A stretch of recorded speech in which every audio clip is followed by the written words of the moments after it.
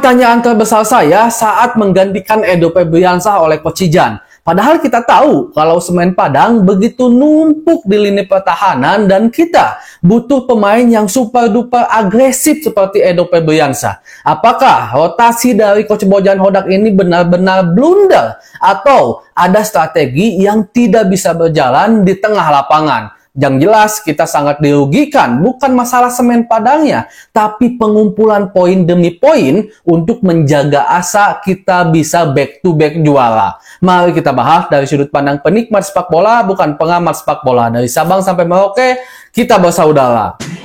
Bobotoh salam dunia, dimanapun kalian berada. Tidur nyenyak kita agak sedikit terganggu malam ini karena Persib Bandung yang seharusnya bisa mendapatkan 3 poin malah hanya bisa mendapatkan 1 poin. Jelas kita respect dan kita juga beri apresiasi kepada staf kepelatihan dan juga para pemain karena telah berjuang di atas lapangan, tapi juga kita wajib untuk membicarakan Persib Bandung dengan nada yang sedikit agak kritik lah gitu untuk Persib Bandung. Dari awal saya udah bilang di konten sebelumnya, sebelum pertandingan, jangan pernah remehkan Semen Padang. Kita secara sejarah head to head ketemu Semen Padang, Persib Bandung belum pernah menang. Walaupun belum pernah kalah juga karena selalu imbang. Dan juga saya selalu bilang, jangan pernah meremehkan tim yang ada di papan bawah. Kenapa? Karena tim yang ada di papan bawah atau di zona degradasi itu selalu memiliki motivasi tinggi untuk menang karena jelas mereka ingin terhindar dari zona degradasi. Sama halnya seperti di musim kemarin saat kita melawan PSS Sleman. Memang kita udah nggak ada hubungannya lagi menang atau kalah dari Sleman. Tapi buktinya kita gagal menang lawan Sleman kemarin. Nah, sekarang pun Semen Padang seperti itu. Lihat fighting spiritnya begitu luar biasa. Bahkan aya peribahasa tim sabutut kumaha pun lamun papangi jeung Persib mah ngadadak alus karena memiliki motivasi untuk mengalahkan tim sebesar Persib Bandung. Di babak pertama, Persib Bandung menguasai permainan. Bahkan 70% lebih kita menguasai bola, tapi sangat minim kreativitas. Itu sangat bisa dilihat dari jumlah peluang yang diciptakan hanya 3 atau 4 gitu, shot on target. Sebenarnya dari awal juga ketika saya lihat starting line up, saya bukan orang yang meremehkan Bojan Hodak, karena ada juga sebagian bobotoh yang menganggap Bojan Hodak meremehkan dengan merotasi banyak pemain. Sebenarnya ini hal yang wajar soal rotasi ya, kalau menurut saya. Yang pertama, rotasi dilakukan oleh Bojan Hodak karena Persib akan bermain ketika di ACL 2 bertemu Lion City. Dan ini sudah sering dilakukan oleh Bojan Hodak. Kalau besoknya atau pertandingan selanjutnya kita bermain di Asia, maka Bojan Hodak akan sedikit merotasi beberapa pemain. Salah satunya yang selalu dilakukan adalah Kevin Mendoza oleh Teja Paku Alam dan beberapa pemain. Dari segi permainan di babak pertama sebenarnya nggak terlalu ada masalah. Walaupun kita minim kreativitas seperti yang saya sampaikan tadi, lini tengah kita ke depan sangat sulit untuk mendobrak Semen Padang. Walaupun kita juga jika lihat dari sisi lain kita harus akui tim manapun, pelatih besar sekelas Pep Guardiola, Jose Mourinho pun mengakui kalau melawan tim yang dengan defense begitu kuat, defense bertahan di belakang tidak mau menyerang, itu sangat sulit untuk bisa membukanya. Kita harus akui itu, dan itu juga dirasakan oleh Persib Bandung semalam, khususnya di babak pertama ya. Khususnya di babak pertama, begitu sulit untuk bisa membuka ruang dari para pemain Semen Padang yang memang kelihatan banget seperti tidak ada niat untuk menyerang. Kalau di babak kedua, kelihatan Semen Padang udah ada strategi, oke kita akan lakukan counter attack. Tapi di babak pertama itu seperti mereka itu nothing tulus saja gitu. Tapi yang jadi pertanyaannya, kenapa nggak ada strategi lain dari Persib Bandung? Salah satunya melakukan tendangan-tendangan jarak jauh. Yang saya pahami ketika saya dulu masih bermain bola, kalau seandainya lawan-lawan kita itu benar-benar full bertahan, maka salah satu opsinya yaitu melakukan tendangan-tendangan jarak jauh dan nantinya rebound dari penjaga gawang bisa dimanfaatkan jadi gol. Karena kita harus akui kalau kreativitasnya minim, 1-2 sentuhannya minim, akselerasi individualnya tidak ada, itu akan sangat sulit untuk bisa membongkar pertahanan lawan. Babak kedua, Ini nih, saya yang agak aneh. Saya koreksi Bobotoh, takutnya saya kebawa emosi nih. Saya koreksi kalau seandainya ada sesuatu hal yang tidak saya ketahui, mohon koreksi di kolom komentar. Karena tujuan YouTube ini adalah berdiskusi sesama Bobotoh di tongkrongan Persib Bandung. Digantikannya Edo Febriansah oleh Coach Jan dan digantikannya Mailson oleh David da Silva. Kalau Mailson oleh David, oke. Saya berkali-kali selalu bilang David da Silva udah harus mulai dipanaskan. Diberikan menit bermain entah 15 menit, entah 30 menit atau bertahap seperti sekarang diberikan menit bermain 45 menit. Kita harus akui kontribusi dari David da Silva ini belum ada untuk Persib Bandung karena memang dia masih tahap pemulihan dan menuju 100% fit kebugarannya. Itu sebabnya David da Silva harus terus dicoba.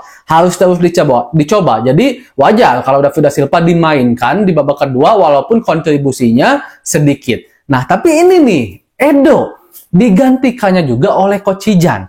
Saya agak sedikit aneh. Saya nggak tahu nih, Bobotoh, apakah Edo mungkin mengalami cedera atau tidak, saya nggak tahu. Atau mungkin skema dari Coach Bojan Hodak awalnya ingin menggunakan 3 back seperti biasanya, yang dimana menyimpan Coach Jan, Gustavo, dan Kluivert. Kakang agak ditarik, tapi Beckham tetap ada. Tapi Ciro juga ada, nggak ada. Kalau seandainya 3 back, otomatis back sayapnya atau wing sayap kiri tetap nggak ada. Ya otomatis dipakailah Coach Jan. Beberapa kali terlihat Coach Jan kecolongan, bahkan gol berada di posisi yang dimana seharusnya ada Coach Jan di situ. Bahkan ada satu peluang yang benar-benar emas dari Semen Padang setelah gol itu terjadi, di mana Coach Jan benar-benar out possession di situ. Ya kita juga harus akui Coach Jan bukanlah pemain asli di posisi wing. Dia lebih cenderung sebagai center back atau juga pemain gelandang. Yang dijadikan pertanyaan adalah keputusan Coach Bojan Hodak. Kenapa memasukkan Coach Jan? Kenapa enggak pemain yang lain mungkin? Atau mungkin ada strategi dari Coach Bojan Hodak yang memang tidak bisa berjalan di atas lapangan. Dan saya juga meyakini pastinya Coach Bojan Hodak sudah melakukan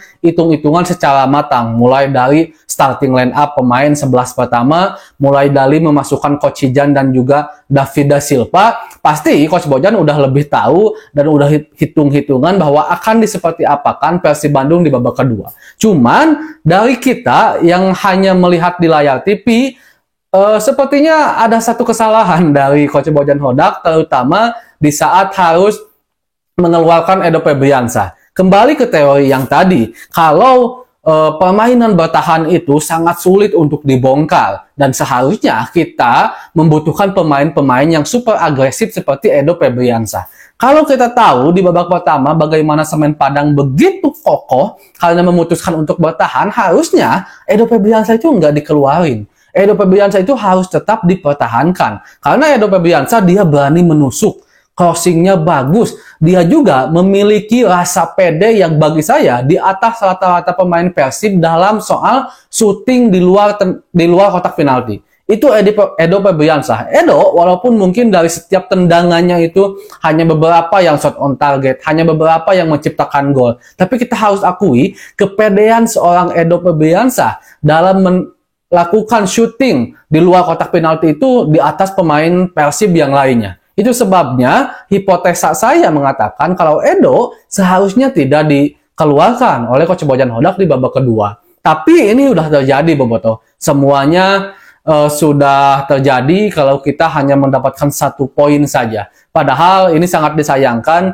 Kapan lagi kita melawan tim papan bawah yang seharusnya kita memanfaatkan itu untuk mendapatkan poin agar kita terus bisa back to back juara, saling mengejar dengan beberapa tim. Ada Bali di sana, ada Borneo di sana, ada apa lagi ya, Persebaya Surabaya juga di sana. Dengan seperti ini jelas kita memang tidak kalah tapi lagi-lagi imbang, kehilangan 2 poin yang dimana poin itu sebenarnya sangat bisa menentukan untuk masa depan Persib, untuk langkah Persib Bandung ke depannya. Mari kita koreksi semuanya. Mudah-mudahan ini juga sampai kritikan ke Bojan Hodak atau ke Persib Bandung, walaupun juga saya yakin enggak. Ya minimalnya ini motivasi untuk kita agar kita juga selalu memberikan kritik kepada Persib Bandung. Tapi ingat dalam konteks yang benar, tidak keluar dari substansi yang diperdebatkan atau dikritikan. Dan jelas ini adalah sebuah kerugian bagi Persib Bandung Karena kita kehilangan poin di kandang kita sendiri